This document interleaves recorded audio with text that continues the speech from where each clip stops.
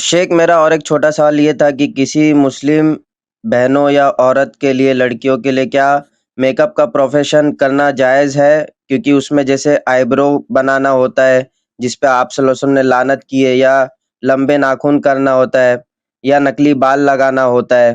اور اگر ان عورتوں کو معلوم ہے کہ جس میک اپ کیا جا رہا ہے وہ لڑکی عورت جا کر یہاں پہ تبرج کرے گے، وہ بے حیائی یا خوبصورتی دکھائے گے عام لوگوں کو، نہ کہ ان کے ہسبینڈ کو، تو ایسا پروفیشن کرنا کہاں سے جائز ہے شیخ؟ جزاکم اللہ خیرن۔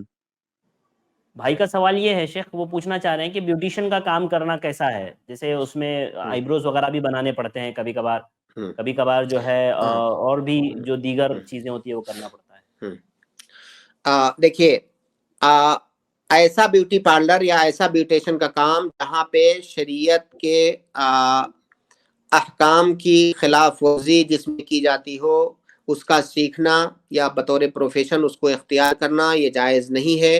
جیسے کہ مثال کے طور پر آئی برو بنانا، چہرے کے جو ہے بال اکھاڑنا، یا اور بھی بہت ساری شکلیں ہو سکتی ہیں جس میں کی شریعت کی مخالفت ہے۔ تو جہاں پر بھی شریعت کی مخالفت ہے وہ اس پروفیشن میں جانا یہ جائز نہیں ہے۔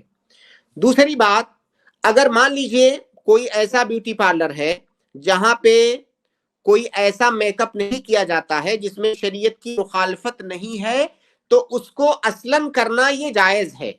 لیکن اگر کوئی ایسی عورت آپ کے پاس آ رہی ہے، اپنے چہرے کا مان لیجئے میک اپ کرا رہی ہے، جائز میک اپ، اپنے چہرے کا جائز میک اپ کرا رہی ہے، اور آپ کو پکا پتا ہے کہ یہ عورت باہر جا کر کے بے پردہ گھومے گی، تو پھر اس کا میک اپ کرنا بھی جائز نہیں ہوگا۔